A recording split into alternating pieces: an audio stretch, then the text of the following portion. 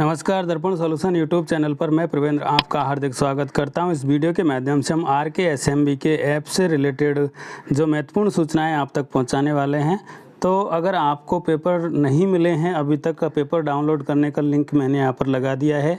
आप Google Chrome पर जाकर bit.ly/RKSMBK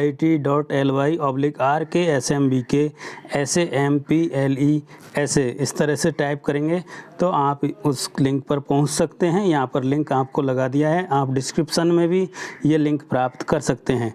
तो फेज़ सेकंड जब होने वाला है तो उसके लिए जो पेपर आएंगे वो राज्य स्तर पर बन के आएंगे। अभी जो ये पेपर हम डाउनलोड करेंगे ये सिर्फ हमें अभ्यास के लिए हैं, बच्चे भी अभ्यास कर सकें, टीचर भी अभ्यास कर सके, बच्चे उनको किस तरह से आंसर लिखने हैं वो पूरा अभ्यास कर सकें और टीचर भी उसको पेपर जो OCR है उसको स्कैन करना सीख सकें।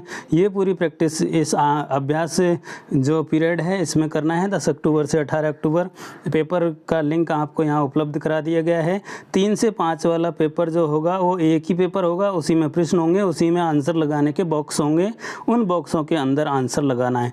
इसी तरह से 6 से 8 के लिए पेपर अलग होगा और OCR सीट अलग होगी। OCR सीट पर पेपर में से प्रश्न पढ़कर OCR सीट में बच्चे आंसर लगाएंगे। इसके विस्तृत निर्देश आपको प्राप्त हो जाएंगे और उनके हिसाब से कार्य करना है। तो यहाँ पर आप देख लीजिए 6 से 8 और 3 से 5 का अलग अलग पेपर होगा। 6 से 8 वाले पेपर में प्रश्न होंगे और OCR सीट पर टिक करना होगा।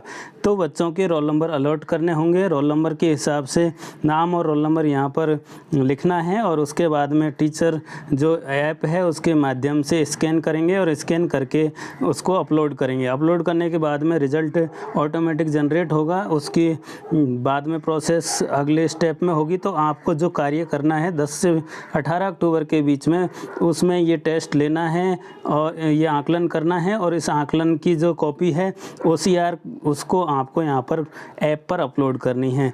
तो उसके लिए आप ऐप अपडेट करेंगे। आजकल में ऐप अपडेट आ जाएगा, उस अपडेट बटन से अपडेट करेंगे।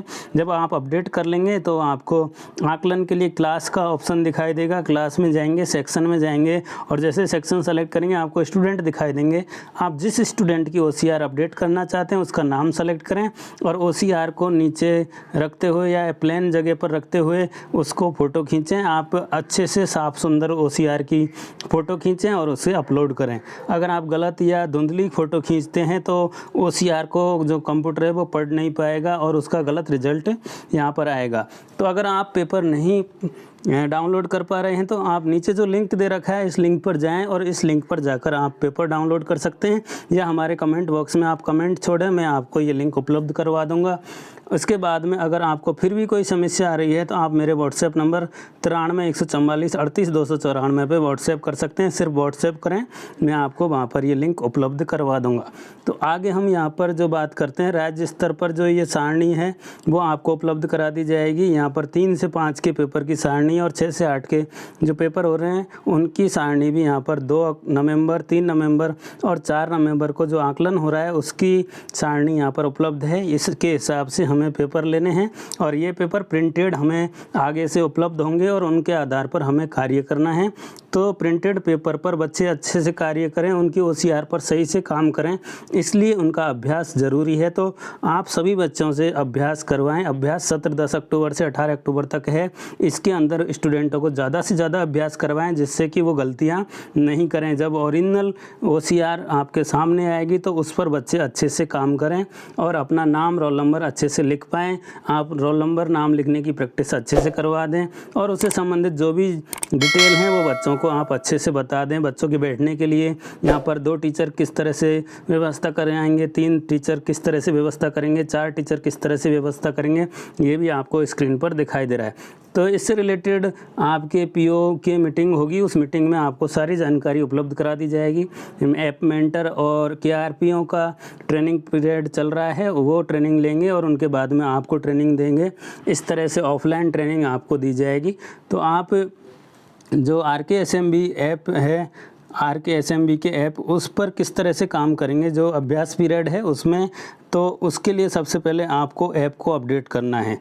जैसे ही आप ऐप अपडेट करेंगे तो वहाँ आपके ऑप्शन आ जाएगा आकलन का, और आकलन में जब जाएंगे तो वहाँ आपकी जो क्लासेज हैं, जिन जिन क्लास के आप पढ़ा रहे हैं वो शो हो जाएंगी, और उनके जो सब्जेक्ट आप पढ़ा रहे हैं वो शो हो जाएंगे। तो आपको अगर गलत क्लास या गलत सब्जेक्ट शो हो रहा है तो आप अपने स्कूल लॉगिन पर सब्जेक्ट टीचर मैपिंग जो है रिजल्ट के अंदर, उसमें अपनी डिटेल अपडेट करवानी है। संस्था प्रधान को या जो भी आपके प्रभारी हैं उनके माध्यम से आप सही डिटेल को अपडेट करवा लें, और अपडेट होने के बाद में आपके ऐप के माध्यम से आप उन सभी स्टूडेंटों की OCR इस पीरियड में अपडेट करेंगे। फिर उनका जो रिज़ल्ट आपको प्राप्त होगा वो भी आपकी स्क्रीन पर दिखाई देगा। तो इस तरह से आप जो एग्ज़ाम होगी उसके रिलेटेड जो भी बच्चों को निर्देश देने हैं वो पहले से ही आप निर्देश दें कि जो 4 उत्तर दिए गए हैं उसमें से जो सही उत्तर है उसको ही आपको सेलेक्ट करना है। पहले हल किए गए जो अगर गणित का काम कर रहे हैं तो रफ शीट बच्चों को उपलब्ध करवाएं, जिससे वो आंसर रफ पर निकाल लें। यहाँ पर पेपर या OCR पर कुछ नहीं लिखना है, सिर्फ नाम और रोल नंबर लिखना है, और जहाँ पर खाली डिब्बे हैं उनमें सही का निशान लगाना है। ये चीज़ हमें ध्यान रखना है। प्रश्न को ढंग से पढ़ना है, बच्चों को आप निर्देश दें। OCR पेपर पर सोच समझ कर ही उत्तर सही करना है। कागज़ पर अपना नाम और रोल नंबर अच्छे से दिखना चाहिए। अगर कोई शंका है तो आप अपने स्तर पर समाधान नहीं करें, टीचर से पूछें। बच्चों को ये चीज़ आप पहले से ही एग्ज़ाम में बता दें, जब वो एग्ज़ाम में बैठ रहे हैं तो उनको बता दें कि आप इस तरह से इस पेपर को सॉल्व करेंगे। यहाँ पर निर्देशों में दिया गया है कि कोई भी टीचर किसी भी तरह की जो बच्चों को बताने का काम नहीं करेगा। बच्चों को आप निर्देश दे सकते हैं, उनकी मदद कर सकते हैं, लेकिन प्रश्नों के उत्तर आप उनको नहीं बताएंगे। बाहर से टीमें भी स्कूलों में आकर निरीक्षण करेंगी। अगर इस तरह की कोई स्थिति पाई जाती है तो उसमें संस्था प्रधान पूरी जिम्मेदारी के साथ में जवाब देने के लिए होंगे, क्योंकि आगे से निर्देश क्लियर है कि किसी भी स्टूडेंट को किसी भी तरह की टिप्पणी की अनुमति नहीं दी जाए। स्टूडेंट को सिर्फ निर्देश दिए जाएं और उनकी मदद की जाए कि वो किस तरह से प्रश्नों को हल करेंगे। यहाँ पर आकलन के दौरान क्लास 3-4 के विद्यार्थियों को निर्देश जो दिए जाने हैं वो हैं। इसी तरह से आप और क्लासों को भी निर्देश दे सकते हैं, उनसे संबंधित मदद जो करें वो भी आप यहाँ से कर सकते हैं। जैसे यहाँ इंग्लिश में है, शिक्षक प्रश्नों को पढ़ने में मदद कर सकते हैं और उन्हें समझने में भी मदद कर सकते हैं। तो यहाँ पर और भी कुछ बिंदु दे रखे हैं। यहाँ पर प्रश्न और उनके विकल्प को ध्यान से पढ़ना है। रफ वर्क जो है उसके लिए अलग से पेपर देना है, उसमें OCR पे काम नहीं करना है। सही विकल्प के डिब्बे पर सामने टिक लगाना है। पंक्ति में केवल एक बॉक्स में ही टिक करें, यानी कि अगर 4 डिब्बे हैं तो 4 में से सिर्फ एक को ही जो राइट है उसको ही टिक करना है। टिक को ओवरराइट नहीं करें, एक बार टिक कर दिया ठीक है, उसको बार बार पेंसिल चलाने की ज़रूरत नहीं है, स्केच करने की ज़रूरत नहीं है। यदि कोई समस्या है तो शिक्षक से पूछें।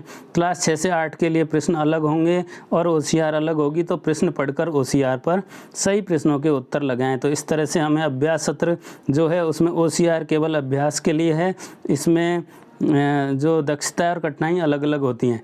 तो ये पूरी डिटेल है। अगर आपको पेपर अभी तक भी नहीं मिल रहा है तो आप इस लिंक से डाउनलोड कर सकते हैं। आशा करता हूँ आपको ये वीडियो पसंद आया होगा। वीडियो पसंद आया हो तो लाइक करें, कमेंट करें, शेयर करें। धन्यवाद।